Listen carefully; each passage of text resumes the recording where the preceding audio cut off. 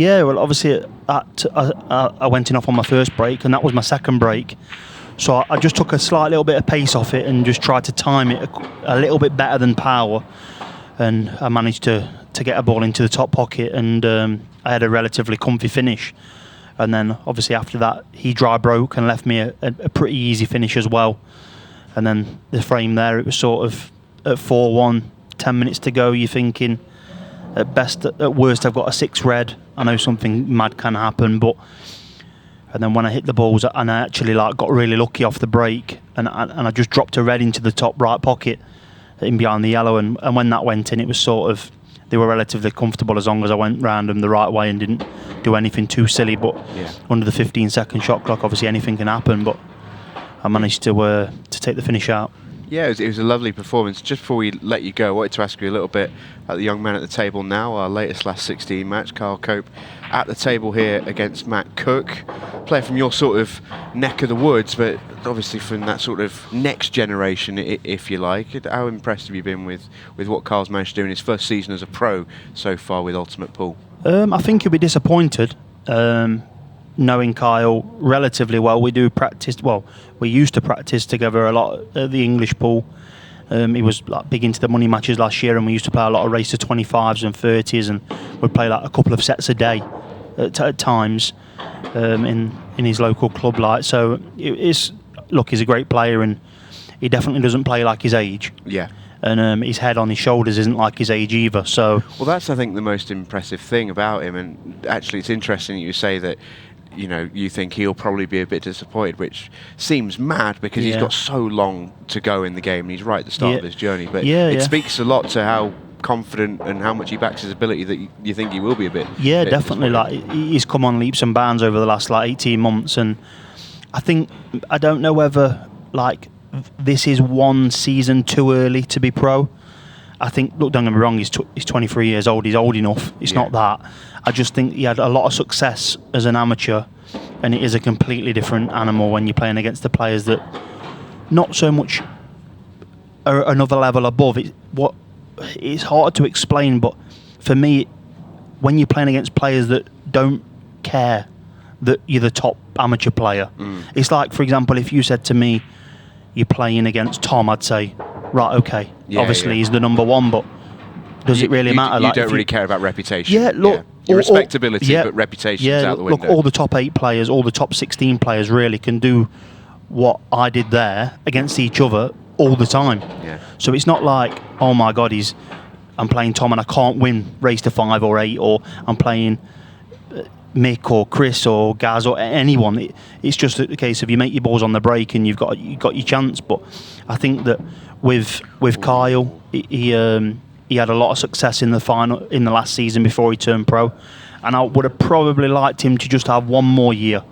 But look, he's obviously stepped up automatically because he won a Pro Challenger Series, and he made the choice. And look, he will have a success, that's no doubt. How long it takes him to get used to the condition of the top players playing against him, because, like I said, when you're playing against an amateur player, they do have that sort of fear factor side of it, whereas in the pro game that doesn't really exist too much. Yeah, reputations count for nothing in the Pro Series, that's for sure.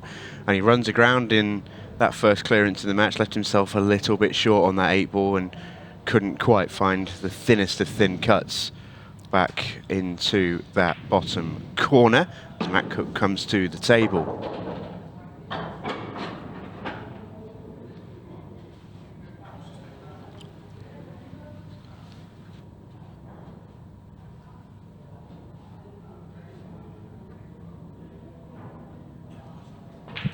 We just had a quick negotiation. I'll sort you out a coffee later, Jack. You're staying with us on comms for this one, which is very kind of you. Yeah. So I'm at the table, and I think it's sort of a good example of that point you were making there with someone like Matt Cooke, who's had to make a similar sort of adjustment to Kyle, going from sort of, challenge almost level 2 pro level, if you like.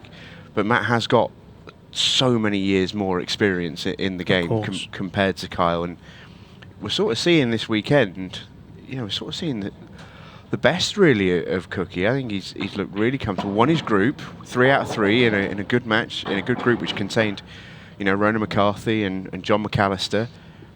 And he won that group, 3 wins out of 3, and looked as good as I've seen him look, really.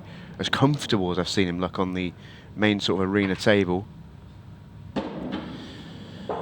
Yeah, Kyle won't be too fussed though. Like I said, we've played a lot of times, and he's used to sitting there watching me for a long period of time, and vice versa. You know what I mean? He's not like one of them that would be like, oh God, I've lost the first frame, I'm in trouble now. Yeah. So it was a case of like someone had to draw you Tom and you Craig, and I said in the start of the show, you got Matt Cooke, who won his group, and he would have been probably third favourite for that group behind John and Ronan. But you'd never say he's been rewarded for that by drawing Kyle. But he's not been punished. Because for winning his group with drawing Tom Cousins, for example. Well, yeah, it's like probably the most hard done to. You'd have thought was Dylan, who won his Dylan group. obviously drew Tom, and Scott pulled his card, and obviously I drew him. Which is not a nice draw for either of you, to be honest. No, if you look at the rankings wise, you want obviously to try and avoid all the top players, don't you? Yeah. Whether the rankings over the season don't lie, but it's like Phil's drew Chris. He managed to beat him. It's a good win for Phil. Did you see that match, by the way? I don't know. I did, yeah. What a performance that was from the Power. I was literally driving up as I was driving up at the back of Decky's match. And then basically the start to middle of Chris's match, and I watched the ending here. But it was a good game. That was never going to go to the clock with them two playing. No, those two fly around the table, don't they? Yeah. If you didn't see that match earlier, highly recommend watching Phil Parkin versus Chris Melling. Phil pulls out one of the best outs I've seen in a little while in that match. Yeah, when he special. doubled the ball and potted the ball in middle. Yeah, special. Yeah, it was a good shot. Did a Melling to Melling. Yeah. He's had many of them in his time, though, so he deserves one back. That's exactly what I said. I said, I'm sure Melling won't mind it too much. He'll be a bit sore about it, but he's done it to enough people to get it back every now and then. Carl played a good snooker with his last shot there. It sort of played a bit of a clever shot, and he's got a bit of working out to do at the top of the table here. Yeah, I take it's. Well, that's a bad shot. That's a very bad shot. Yeah, because it's opened up Red's plant now. He wasn't really on the cue then, and he sort of just played the shot, and then he's left the plant, and he can then follow it up with the same ball again, and come down into the middle of the table. Yeah, not the best of shots there from Kyle. No. I don't know whether Matt can go forward with this, with like top right side, and come towards like the blue spot sort of line. It looks like he's got. He might have a fraction. Red's closer to the cushion than the cue ball is here. If not, he can screw back and come back to where his hand is. So a fraction touch aside on that zipped it wide. Nice shot. Now he can play the one into the right middle, and he probably wants to try and go full ball yellow. That's closest to the bottom right pocket, and leave a big angle onto the ball that's on the bottom rail. You don't want to land too straight on this because he wants to get up the table again. Full ball yellow's his line. So he just flicked it, and if he lands straight, he's no good. Well, he's landed about as bad as he possibly could land. Well, that's possibly, unlucky. But if it's not touching ball, it's touching ball. Yeah, that's bad. Yeah, not ideal. If he wasn't touching, he could have like come sideways on that and still chipped it in. Look, he's still got. He's not got a chance, but he's got the advantage if he's still at the table. Yeah, he can probably play quite a clever set. His touching ball gives him lots of safety options. If he gets up the back of the yellow here, but he's got to be careful because if he leaks the white, that's pretty good. Yeah, very good. Didn't want to leave the cue ball touching ball on the yellow because Kyle's got to play a good shot here. It all depends if Kyle can just dip in behind this. I think he might need to like rock it back on the white and be touching ball, because if not, he's also a shot might be play the yellow into the top right pocket and screw the cue ball across to the left hand side rail. I think that's what he's playing. Yeah. He's underhit it though. He's underhit it. He's left that one on the bottom rail. See if he gets it parallel with the one on the bottom rail and like the cue ball another 6 inches across. Matt's obviously can't pop the ball that's nearest to the black into the top right pocket, and potting the ball into the top left pocket is leaving the cue ball in all sorts of trouble. But yeah, Matt's in pretty definitely good shape now. Yeah, but he's got to pot this though. So he played it with inside spin, and personally, I'd have come outside with that. I'd have played that with right hand side, well, left hand side, and come up towards the red and the 8, because you're going like into your work, whereas that was going like to the side rail. Yeah. Yeah, he's left himself a bit of a funky angle here. I think he might be able to stun it across and hold on the yellow, the top one of the 3. I know he's going to have a long... below the baulk line, Yeah. just on the right of your picture, as you see now. Oh no, he's just played like a hit and hope shot then, really. Yeah. He just whacked it in, and... I think he sort of... It was a thin one. I think he thought there's no way I can avoid these yellows. Yeah. Just got to play into him and try and get it back out again. Yeah, but I think like the shot there was definitely to screw as much as you could. Worst case scenario, you're going to have a long shot even if you're bridging, but I don't think relying on luck there was the shot. Yeah, agreed. Big frame this all of a sudden at 1-0. Yeah. Sounds obvious to say, but in these short races, it's a big difference between 1-1 and 2-0. Definitely. So the ball that's in the bottom half of the table, the yellow, will be his black ball. That'll be his 8 ball, so he's going to clear up the 3 however he chooses to, but that will be his last ball. Yeah, anywhere really on that, and you're on the 8 ball. Yeah, I don't really like that shot. I'd have played top right, then this ball into the left middle, and then the same yellow into the left middle again. So he might even play his black ball now. Yeah, he's gone around. He's a little bit strange, but he's going to come back to the drop it in for the black in the middle.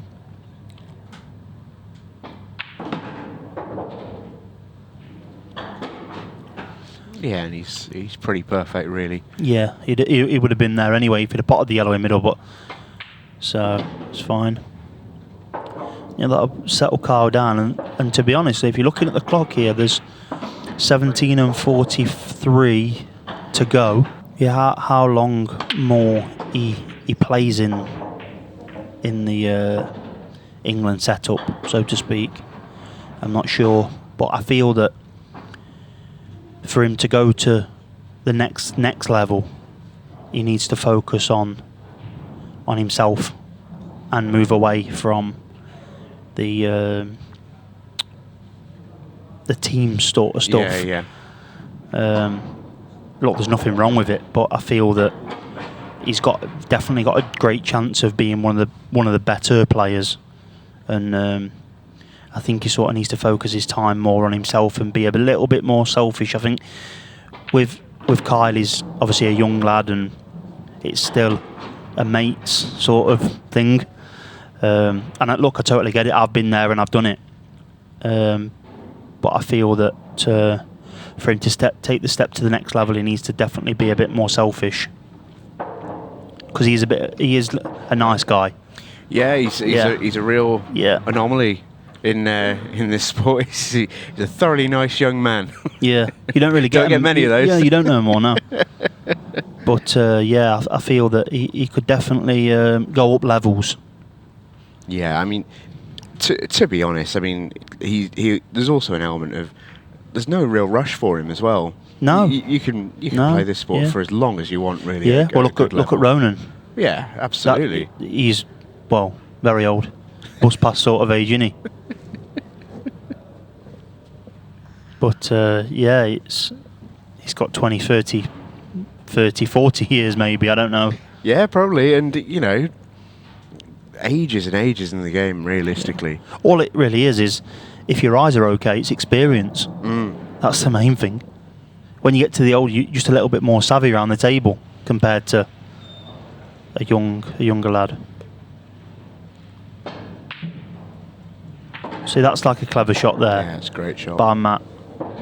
If he blocks that red, it's a great shot as well. He's really limited here. Well, he can't play the one into the top left, that's for sure. And now, well, basically, in the next shot or two, he's going to play the loss of turn shot on the one into the left pocket as well. So Carl needs to be very careful here because he's going to be in trouble. That was dangerous because they could have cut the black in then. Mm-hmm. Yeah, I was just thinking that. So the red's now in the middle of the table, which is useful. See, is there a shot here to play the plant on the yellow and red into the top left with like drag and try and put the cue ball to the back rail and snooker him on the one that's on the rail? So it only leaves him the one that's on the blue spot. I just don't know if he's got the angle for it. Yeah, I feel looks like very he straight might. on that. I feel like he might. Might well just if he drops sacrifice this the in ball though, here. if he'd have dropped that in, because he'd hit thin, the cue ball's gone down the table, he could have took the yellow off the red and then opened everything up. Yep. Can he play a back double? Can he play a back double? It looks on the camera like you can't, but... Yeah, I just don't know if he can get to that side of the red. Looks very, very tight.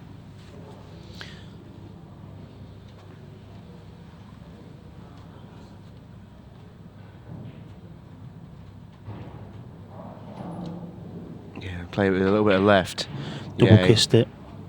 And that's probably lost the frame with that. Should do. Yeah, he's going to play the one into the left top first. And then probably top to the back rail. Or he might even stun into the ball on the side rail. Either or, really. It doesn't make a difference which way he goes round these.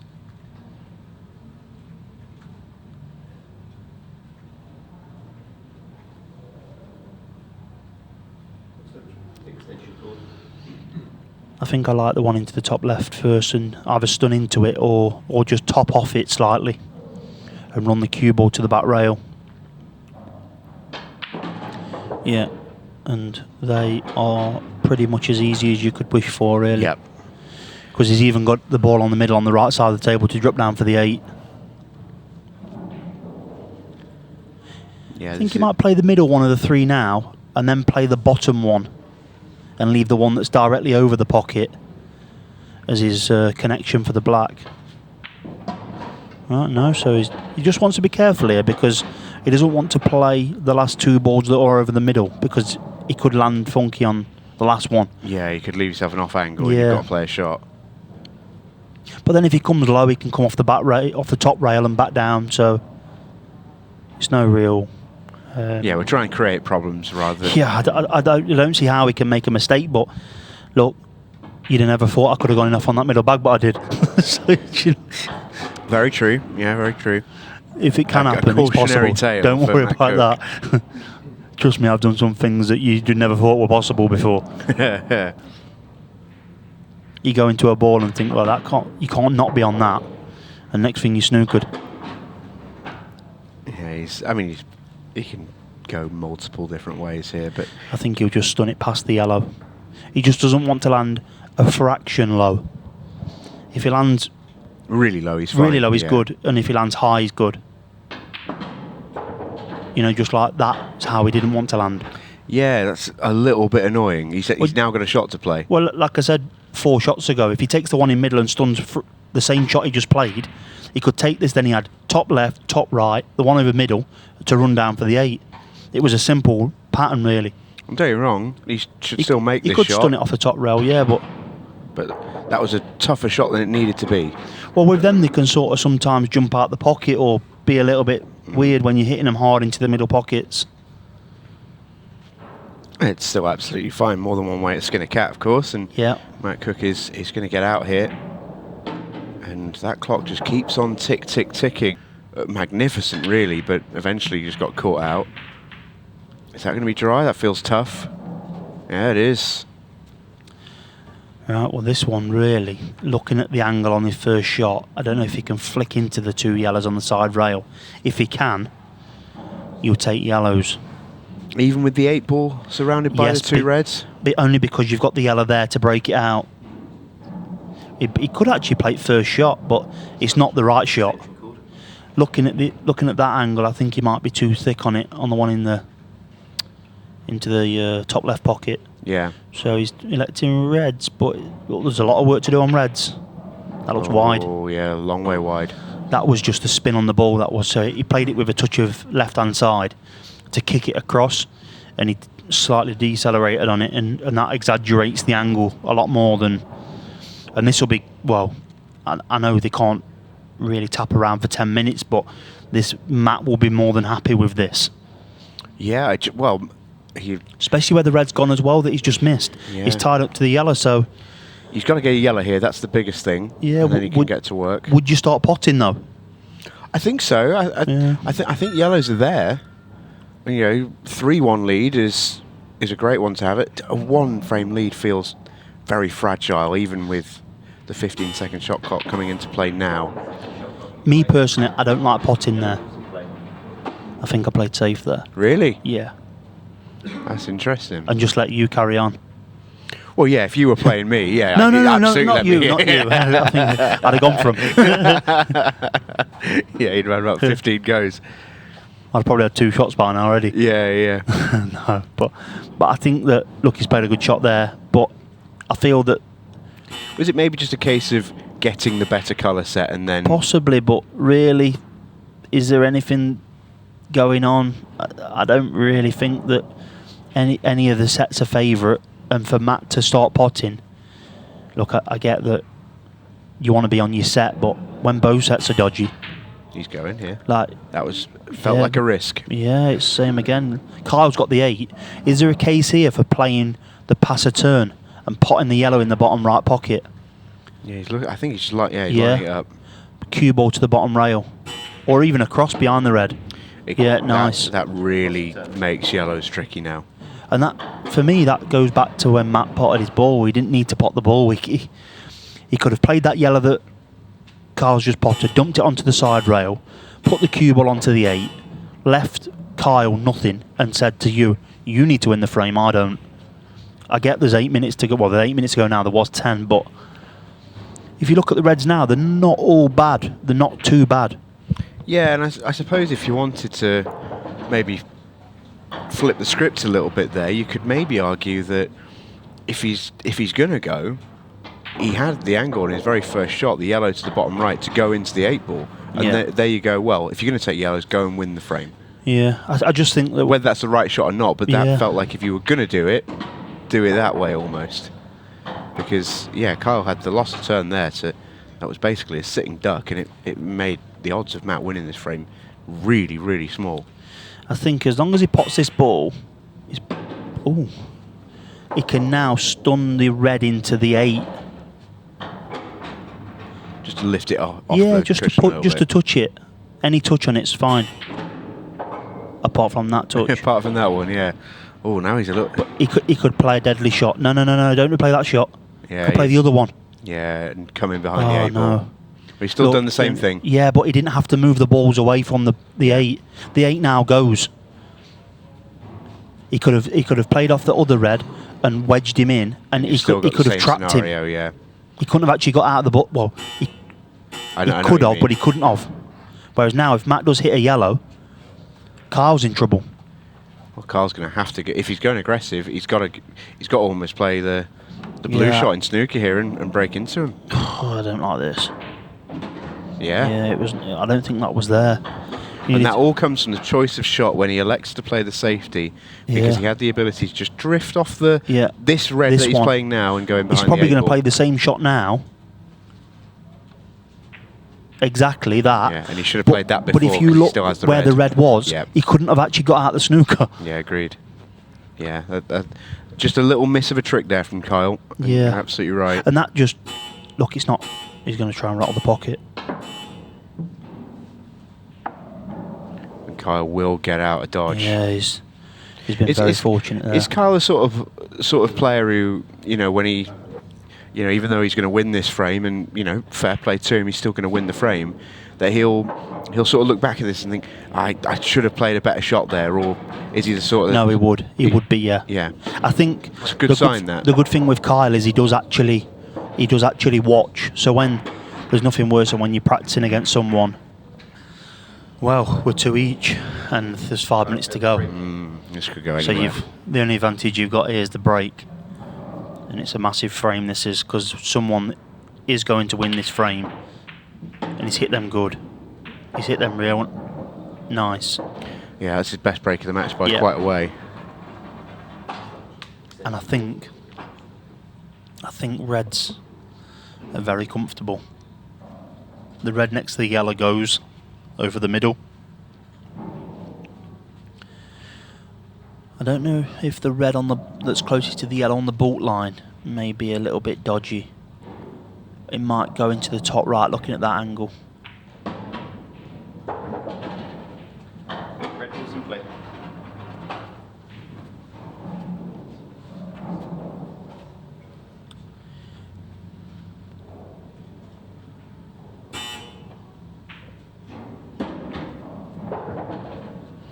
I'll play the one into the top left now.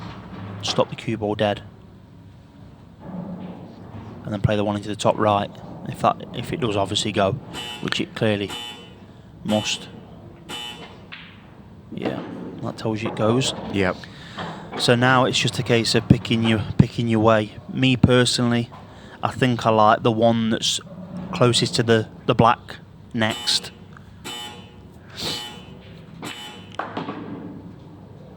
And then the one over middle. Find the gap for the 8. But he's going the other way. So he just needs to be a little bit wary. Oh no, it was easier than it looked. Yeah, a bit more room there. Yeah, than I no, think it's fine. We initially He thought. probably played he's definitely played the right way then over the way that I thought. Because now he can't really fail. He's just going to screw back into the yellow pretty much as hard as he wants. And it'll only just keep on screwing back a little bit more, so he's fine.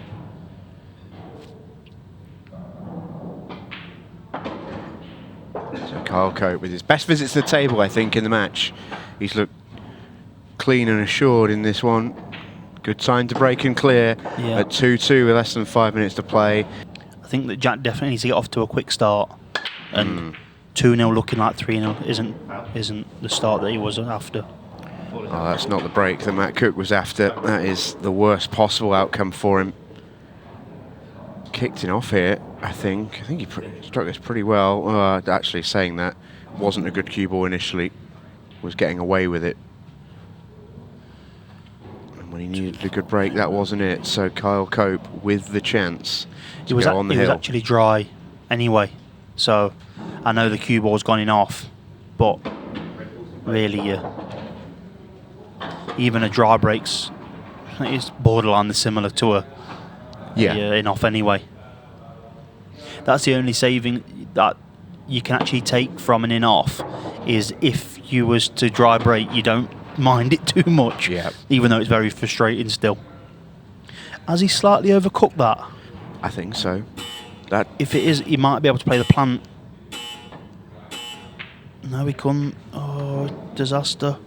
That's a big, big moment. It is, definitely. And there's one tricky yellow for Matt, but he's got a couple of breakers. He's got one over the top left, but he can come and spin into it. And he's got one into the top, into the middle pocket as well. Me personally, he's not looked at it. He should be playing into the top left now and trying to spin across. He's going to play it now. He's going to play it now. Yeah, I like this one, to be honest. Yeah, and he wants to just hit it full ball. We don't want to spin round the back of it. He's not, because he caught the yellow on the way through. He's struggling. Is there a case here for playing the one into the bottom left? Maybe. Or maybe does he try and sit high on it and take it down low? Oh, I don't like that.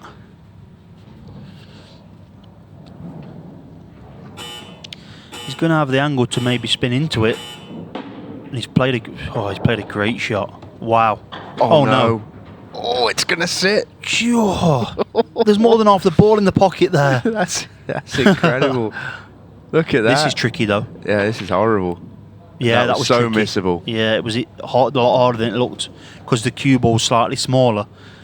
Like the cushion there would have been sticking out massively and to you him. got the lip of the pocket as well. There's so much going on with that shot. Kyle's got away with one there. Matt's a little unlucky, in all honesty. I think he played a really good shot to be on that yellow, but where the cue ball landed was pretty brutal.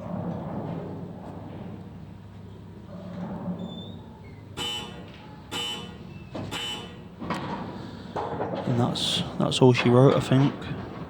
It should be. It'll just time out in this finish here. Yeah, he should do.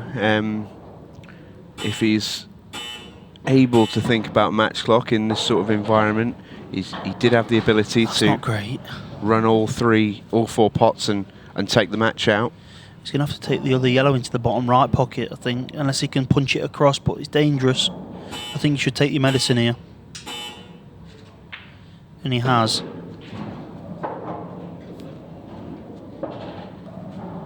Yeah, this is done now because there's going to be like 10 seconds to go anyway after this shot, so even if he didn't pot the black, or the yellow, or the red, sorry. Yeah, this is over. He can ice the game here. Kyle Cooke should try and do that.